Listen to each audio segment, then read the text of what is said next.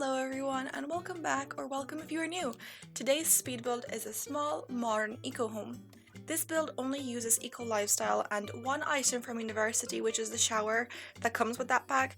Otherwise it is fully just base game and eco lifestyle, I'm pretty sure. This house is also located in Evergreen Harbour. As you can see, the surrounding environment looks a little broken. I'm pretty sure that this glitch has been around forever, where the world just looks broken and some of the surrounding buildings just don't load in. It's really weird and really annoying. Going back to the build, this is a very small home. It has one tiny little bathroom downstairs and a bedroom upstairs, kind of like a loft situation. I really enjoyed building the exterior of this house. I wanted to build something more modern. I added this front porch, or rather this side porch, I'm not really sure what you'd call it, with a glass roof over it. I've also been absolutely obsessed with adding grass onto roofs for some reason. I just really like the way that it looks. I think it kind of has that super futuristic look to it that you might see in like sci-fi films that are set like years into the future. I also did recently purchase Eco Lifestyle, as I only have a few of the packs. So I've been obsessed with building with it because I haven't bought a new expansion pack in like ages. I know Eco Lifestyle is kind of old, but this game is expensive.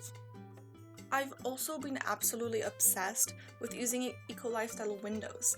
I don't really have many packs myself, as I just said, so my options in build mode are somewhat limited, but I think these windows are honestly so cool and they work with lots of the more modern homes that I often build. Now for landscaping. Since the garden is quite small, as this lot is I think a 20 by 15, could be wrong, I tried to fill it up with some simple greenery just to kind of fill up the space.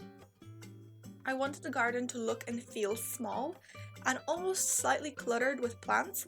I also ended up placing this pine tree in the front, at least I think that's what the tree is called, in the front, as it matched kind of the landscaping in and around the very broken looking environment. I did want to place the pine tree also in the back because there isn't those kind of Willow Creek style trees around this world too much, but it just didn't fit, it was too big.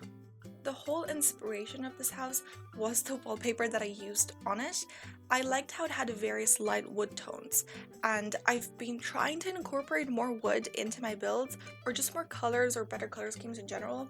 I think that I definitely use a lot of very like simple blacks and whites in my builds, especially my more modern builds, just because I think it's so hard to match wood colors in this game.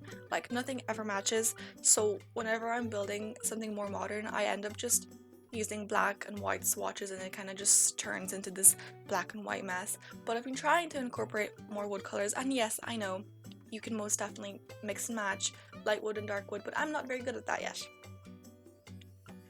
I think I'm definitely better at doing exteriors of houses than I am interiors, but I'm trying to branch out a little bit and improve on that. I also placed a hot tub in the garden. I'm not entirely sure if it works with this more modern style of home, but you know what, I never place hot tubs anywhere, and granted I do only have the base game hot tub and that doesn't really fit into every single build, but it is there. I also ended up adding a black foundation to break up the light colors, but I don't think I actually ended up continuing with the black accents anywhere else, so there's just a random black trim, but I think it turned out okay in the end. For the kitchen, I wanted to continue the use of light woods and whites. I used this base game counter for that exact reason. I also added a wall at the entrance where the fridge is to kind of separate the space a bit more. I tried to place some clutter on the windowsill of these like eco lifestyle windows, and obviously they aren't real windowsills, so the items just wouldn't place how I wanted them to. They kind of just would slide only like halfway down the window and you just couldn't move them up further. Even when I raised them up, it was kind of weird. I could have probably deleted the wall and just placed it there anyway, but that's too much effort. So I ended up just cluttering the counters up a little bit instead of the windowsill. I also changed the outside floor to this more geometric looking one, again from Eco Lifestyle, but honestly looking back at it, I think the previous base game floor looked a little bit better. I kind of liked the orangey tones on it, but going with the eco aesthetic, I decided to add a pop of color in the kitchen with a new base game tile that I've been honestly kind of obsessed with. I've been using it everywhere.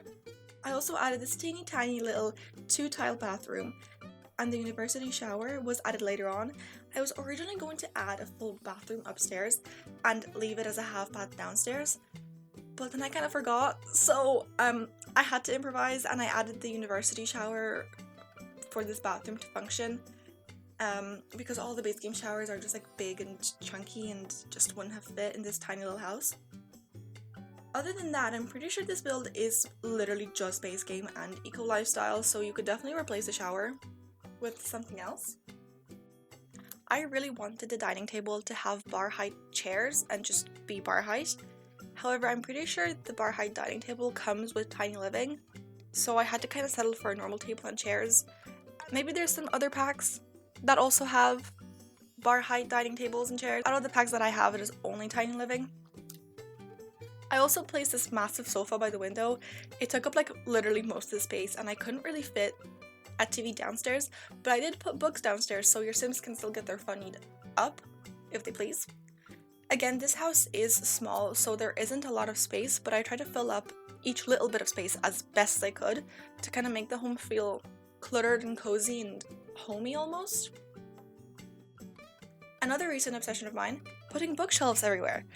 Or rather, shelves raised up with books on them also raised up, because for some reason books don't slot onto shelves in this game. For the upstairs bedroom, I placed the bed against the wall and I added a dresser in the corner as well. Opposite the bed, I also added a TV, which your Sims should be able to use. I think they're just going to awkwardly sit like on the side of the bed and watch the TV while not actually looking at it, but I think they should still be able to use it. I also added some light glitter onto the dresser. Now I went back into the garden to add some finishing touches. I added some lights and some terrain paint to really finish it off. Now we are getting close to the very end of the video. Thank you so much for watching if you have gotten this far, and please consider subscribing as it really means the world to me if you do. Thank you so much for watching and I'll see you all soon. Bye bye!